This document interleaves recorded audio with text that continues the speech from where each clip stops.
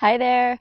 Welcome to the Gardens and Graveyards channel. My name is Charisma, and today we're meeting in the garden, and I thought it would be interesting to walk you around after we've had a couple of days of summer rain.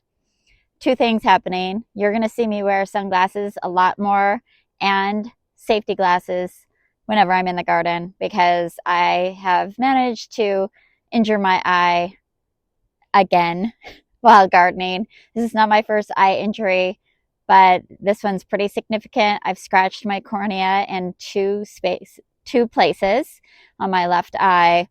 I was pulling a blackberry vine off of a fir tree, and it was an old fir tree. There was a dead branch in there. When I pulled the vine, the branch snapped and swung back and hit me in the eye.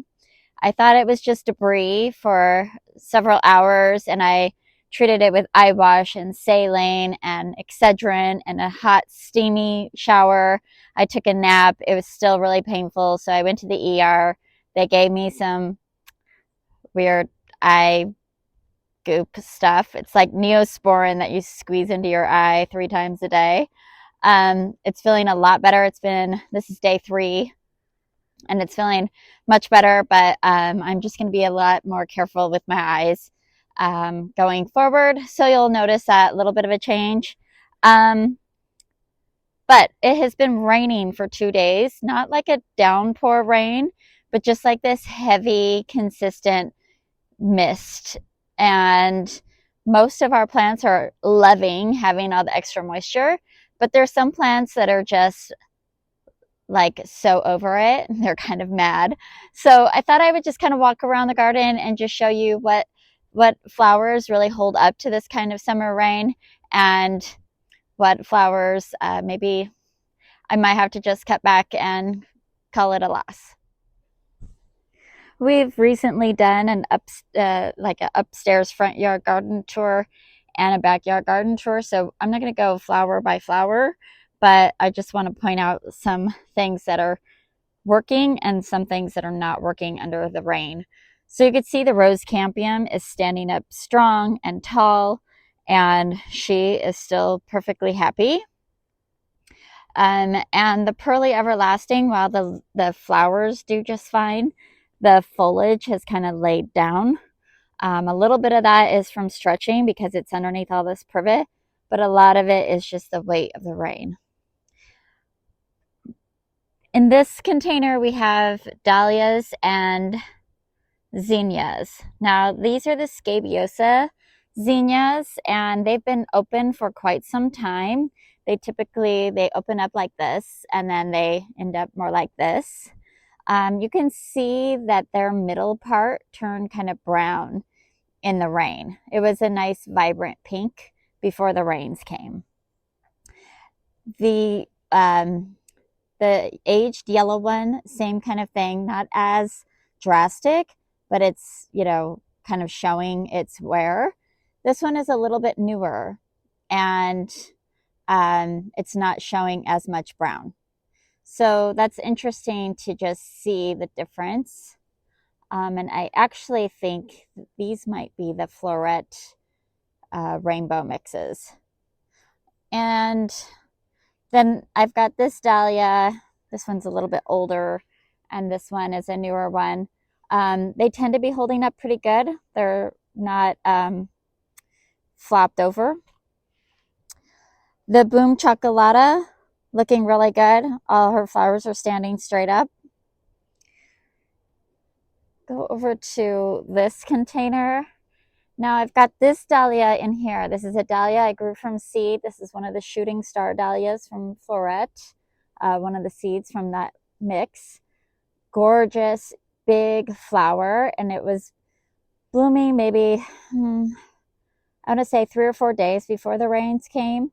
And so with the rain on the back of this flower, it is sort of bent down like that. I'm pretty sure it's just because of the size of the rain and the weight, or the size of the flower and the weight. Then we have some more of these like orangey red ones, and they held up to the rain really well. They've been blooming for a long time, and I'm not seeing any negative effects to those. And then we have this little guy. This one, I believe this is one of the floret unicorns as well. And then we've got the Aphrodite, and this flower really held up nicely in the rain as well, without any trauma.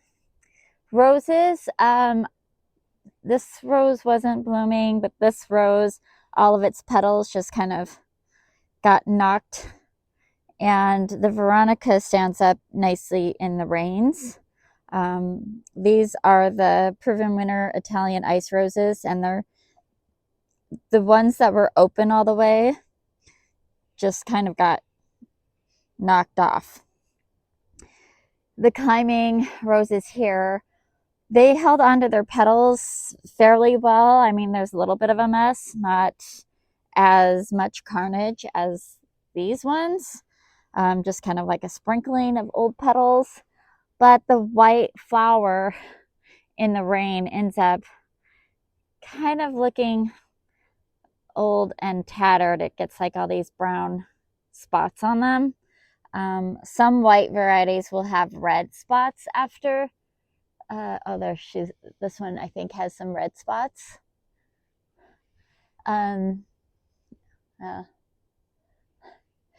There's actually two roses right here. There's a white one and kind of a blush colored one, and one of them gets the red spots.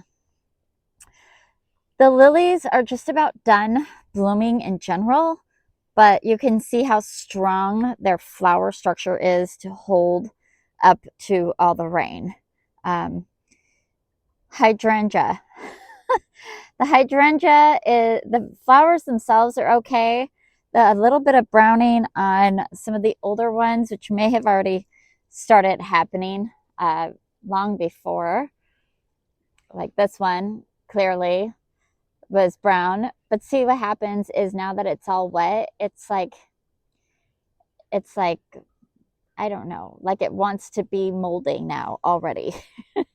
Hopefully we could just get that trimmed off here soon. But let me walk you to the back side of this shrub, and then you'll really see how the wind and the rain has affected this shrub. Okay, so this is the back side. This is the back side of the shrub. And you can see how it's completely splayed out, which was already starting to happen from the weight of the blooms before the rain came.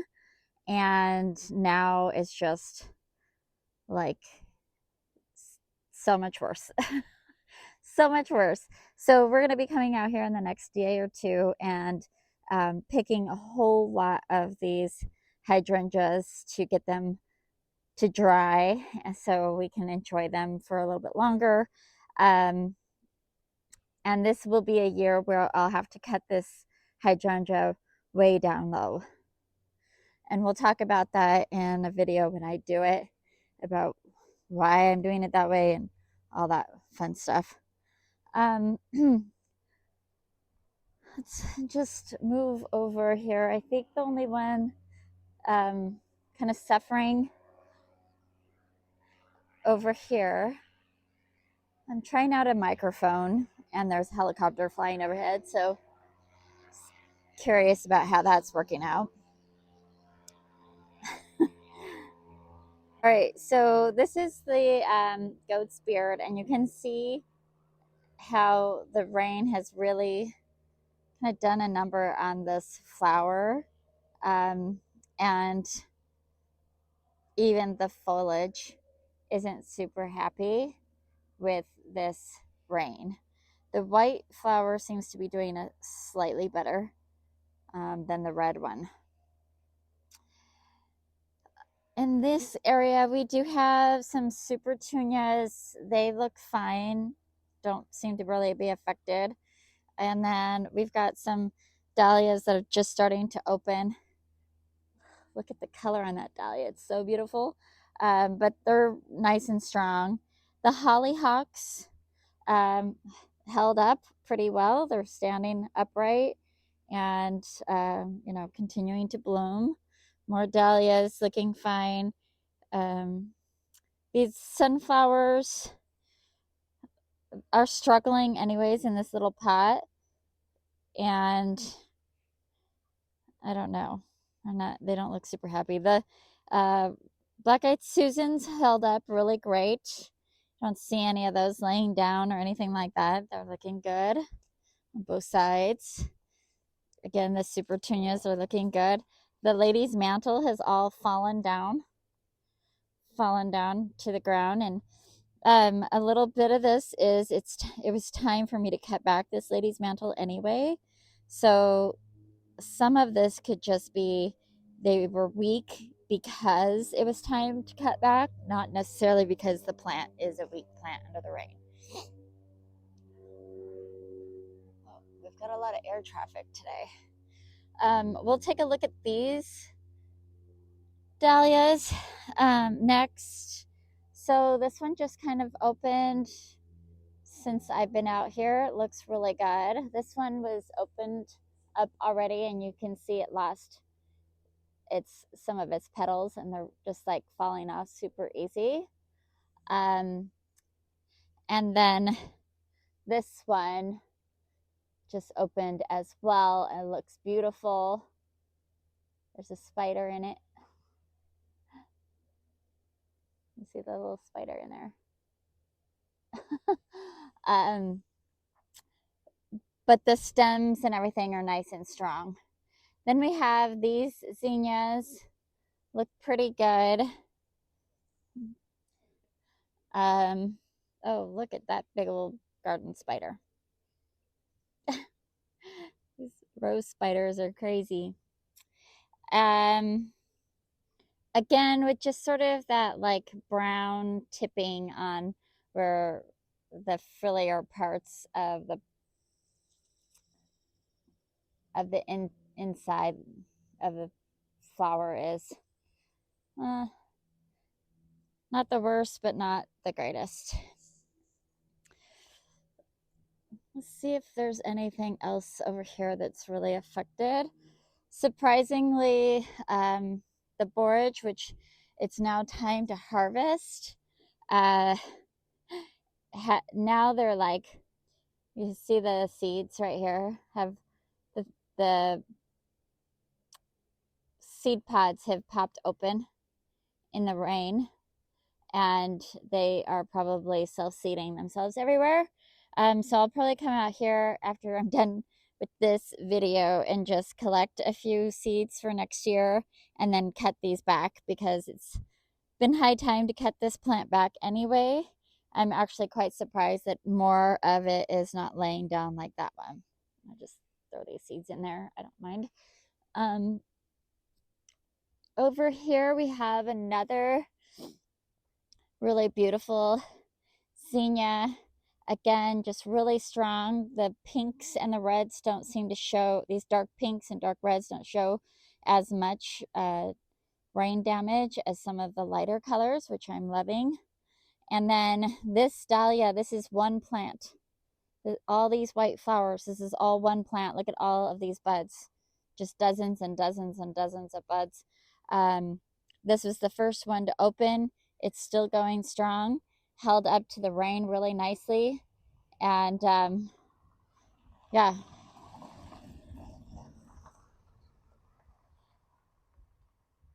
This is also a dahlia that I grew from seed from the Shooting Star Floret series. And I am so impressed with this beautiful little white dahlia. See if there's anything else. We've got the Nephofia here, was also on its way out, but you can see that the rain has filled up these petals, and they become a little bit translucent and saturated with rain, and they're just so done.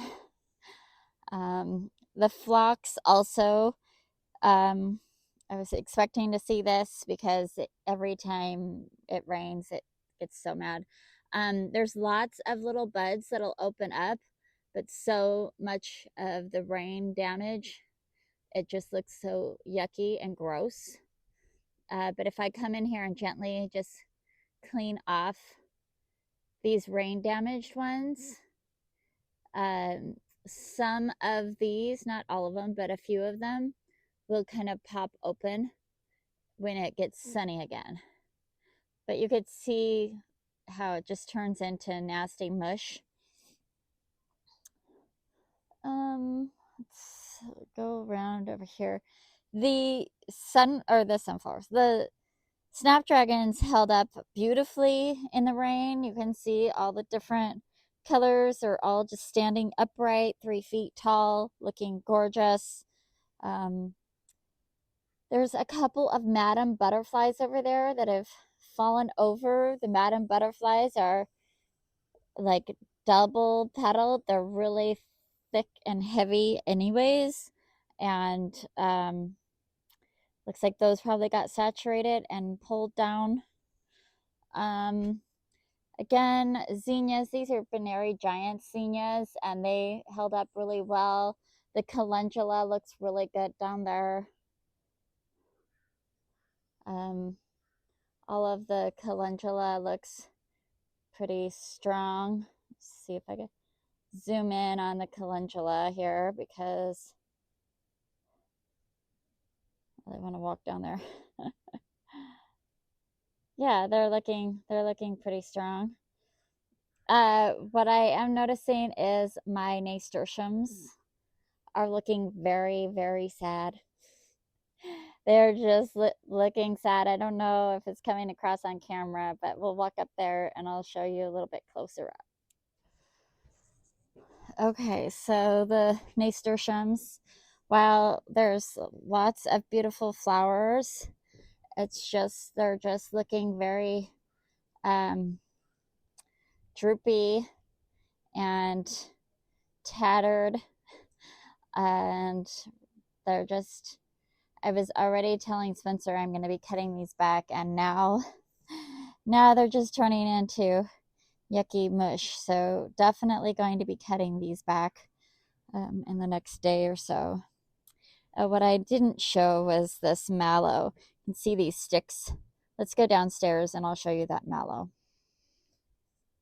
Okay, we're down in the medicine garden. We can look a little bit closer. So we do have a couple of different feverfews here. You could see this one looks beautiful. This is like something like lime or something. And it's just opening up, and they're nice and strong, not really falling over. Same with the different kinds of calendula. We have multiple different kinds of calendula, and they all look pretty strong and healthy, which is great. Including this like bronze pink, which is a new variety for me this year, and it held up underneath the rain pretty well. But here is the mallow. And we've talked about this plant a few times. She's like 10 feet tall, and I did a little bit of like string around her to help with wind support, but the rain just really splayed her out. She comes from this base right here, and yeah. So that's a lesson for me to know that she needs a lot more support to stand upright in the future. This is a cute little bouquet I did of zinnias like maybe more than a week ago now, and it's still holding up and been in this vase just holding up. The worse for wear is this hydrangea, and these have all just been hanging out in here in the rain in a vase. I haven't changed the water, nothing. It's just, that's a testament to how strong those zinnias are. Did I say zinnia? Because I meant zinnia. There's like a couple of small pieces of hydrangea, but the rest of it was all zinnias. And this is my first year growing zinnias, like seriously. And it's been really, really fun because I grew like 4 different varieties, and they've all just been really beautiful, and they've really held up, and I'm just really enjoying it. It's been like a really fun year. And I'm just now noticing that I have an Ivanetti opening, which is a dahlia that I absolutely love. Let's look at it. Oh, somehow I missed it when I was looking at those purple dahlias, but look at, oh, she's so pretty. I love this dahlia so much. It's my favorite. I'm noticing that those Shasta daisies held up really well too. We've cut back our traditional Shastas, but this variety held up in the rain really nicely. And thankfully, we cut back our traditional Shastas before the rains came. They were already looking pretty ratty, but I know that those Shastas look terrible when it rains. They just throw a big fit. They do not like it. They don't splay out, they just turn brown. It's not pretty. Let's go ahead and walk into the backyard, and I'll show you what the rain has done back there. So to begin with, you can see the nasturtiums back here also looking very tired, partially from rain, partially just it's the end of the season.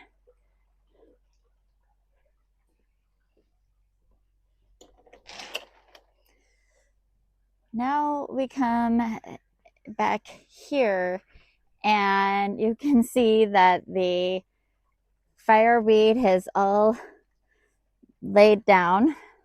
It's just all laying down. This one even broke. And the ones that didn't break, that aren't super tall like this one, might be permanently pushed over. But if I cut it back to let these guys get a little bigger, they'll probably perk up. Same with this one that's moved. It's like way over here. Its stem originates down there. So if I cut this back to here, it should pop up and have another flush of blooms, just a little shorter, which is perfectly fine. The gladiolas they were kind of done, but now in the rain, they've just become gross mush. I really shouldn't have done that because my fingers are probably going to die now. I mean, dye red, not dye like they're going to fall off. Okay, and then here's another great example of the nasturtium just looking super sad. The amaranth is doing okay. You know, this one has certainly gotten very heavy. It's already getting very seedy. So time to cut this one back anyways. The ones that aren't as seedy, they're holding up a little bit better. The dahlia patch, well, before we get to that, just see that the lamb's ear, the flower blossoms have all fallen to the ground on this, like all the lamb's ear varieties. And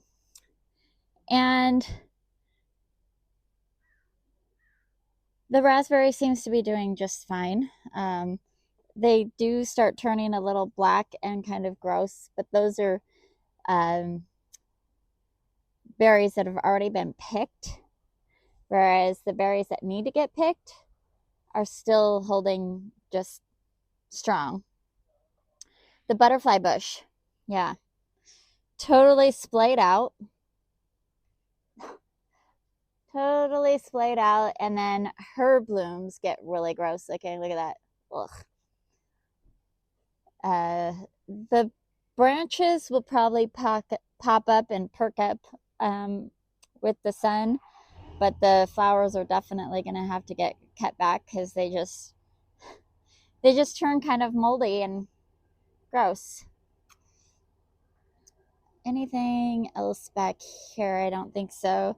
The the cool season vegetables are loving the extra rain. Look at this kohlrabi, and the chard has gotten huge and vibrant and beautiful, while the potatoes that I need to harvest are totally done. They're even flowering now. Okay, let's go look at our dahlia patch. Again, it looks really nice and strong from this position.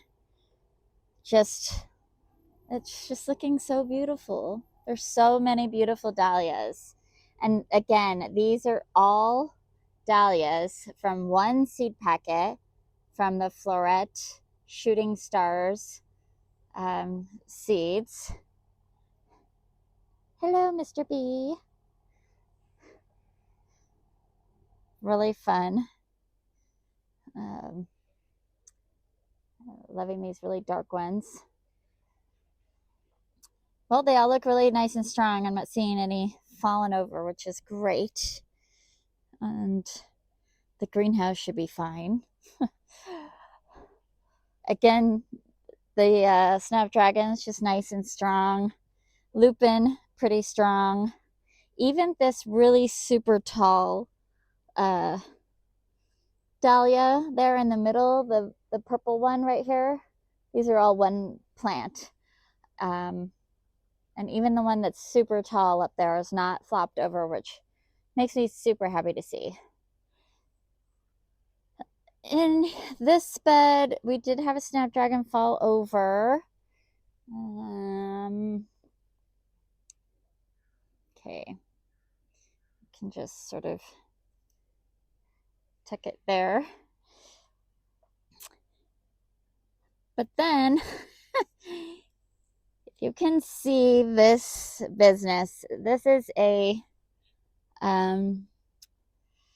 trellis that had sweet peas growing up it and a dill in the middle. Well, the sweet peas got so heavy it pulled down the trellis, and I'm not sure if the dill in the middle got pulled up or not, because you could see there's roots exposed from the sweet pea.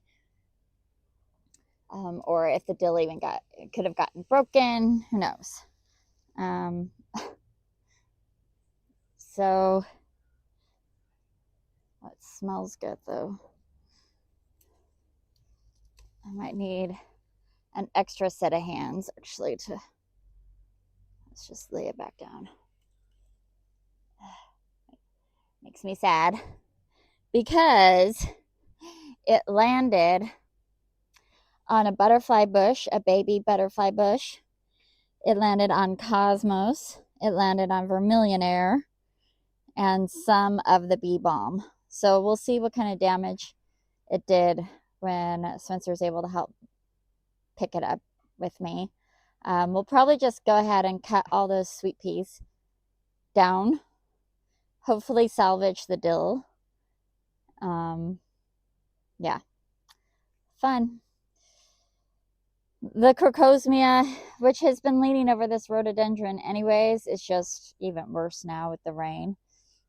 Now the moon garden. The moon garden can sometimes look pretty sad after a rain because there's so many white flowers.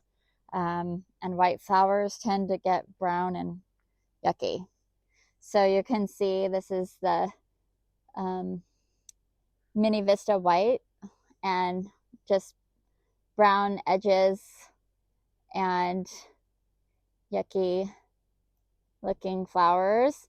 And normally this Proven Winners variety I do not have to deadhead because they do what's called burying the dead, which means the plant will grow up over the dead blossoms.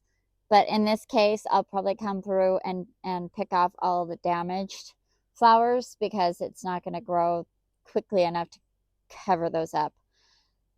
The double up white begonias held up a little bit better. I'm seeing a little bit of brown edging, but not as obvious. We just planted this bellflower. It looks really good. Or balloon flower rather. Looks really good. I'm not seeing, I mean, there's damage, but it's not really browning out. The glow in the dark, which does not like overhead water, it doesn't like cool temperatures, any of that, is definitely showing signs of being mad about the rain. So I'll come out here with some snips and clean that up as well. Lots of new growth, so hopefully she'll be able to flush out again before the end of the season. The white sea thrift does this with the old flowers turn gray, and kind of, they're at least not mushy, but they're not pretty looking. The white flowers don't really turn a brown, so that's good.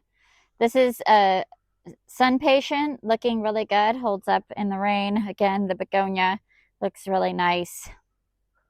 More of the mini vistas showing definite stress.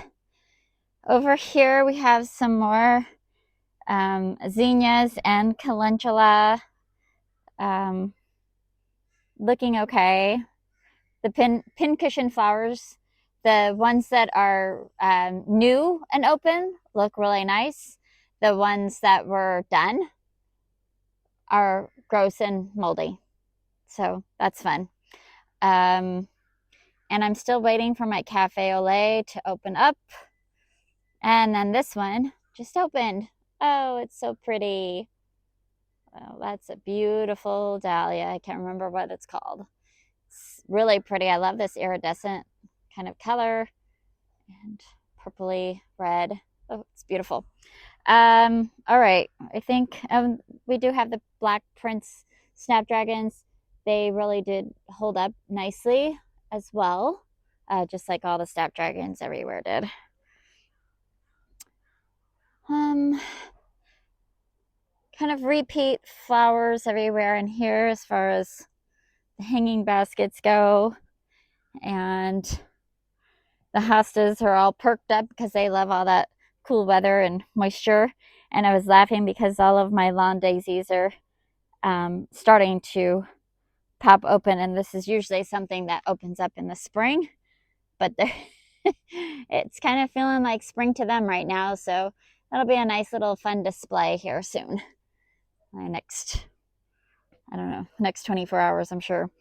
The Bruala also does not show up a lot of rain damage, usually holds up pretty nicely. Oops. And then we have the morning geranium, which is such a delicate flower.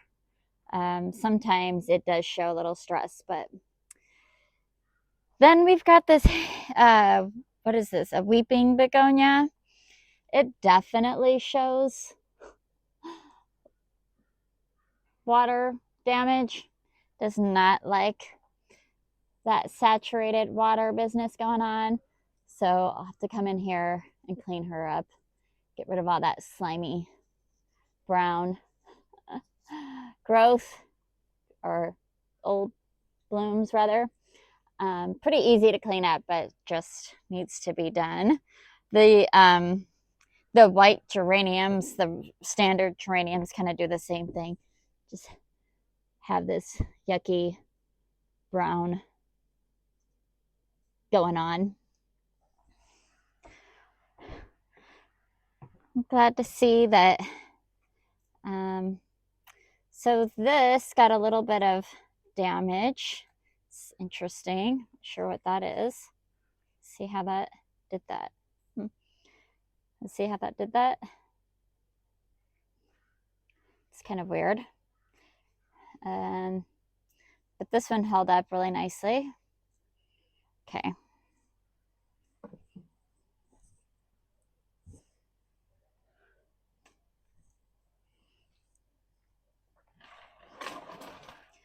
We'll look at these fireweeds from this side. And, you know, mostly they just kind of look tired. They're a little bit waterlogged, but they're not horrible. I think I could just carefully cut back the ones that are falling over the worst. The bees do not care that they're half falling over. There are still dozens and dozens of bees on it. And then the Dara has all kind of fallen over, and it's definitely time to just cut that whole thing back. Like, the majority of it has gone to seed, opposed to their cute little flowers. See the difference? So there you go. That's what summer rain does in the garden here on the Oregon coast in Zone 9A. We didn't really get cold. It stayed like 60 to 64 degrees night and day, but it's just, you know, long saturating wetness causes a little bit of damage, nothing detrimental, but everybody looks just a little bit more tired. So this motivates me to get out here and cut some things back and start doing a little bit of preparing, like a slow prep for fall. I always feel like this time of year I start cutting back all the really tired flowers and the garden starts to slowly empty out. My neighbors are building a house next door. They removed their old house, demolished it, and now they're building a new house. So I'm dealing with a lot of construction noise right now, which is part of the reason why I started wearing a microphone, which is totally new for me. So bear with me as I get used to where that needs to be and how that sounds. But anyhow, that is going to be it for today's video. I hope you enjoyed it. I hope you're celebrating your life. And if you're in a hot climate, I hope to send a little bit of rain towards you today. Bye.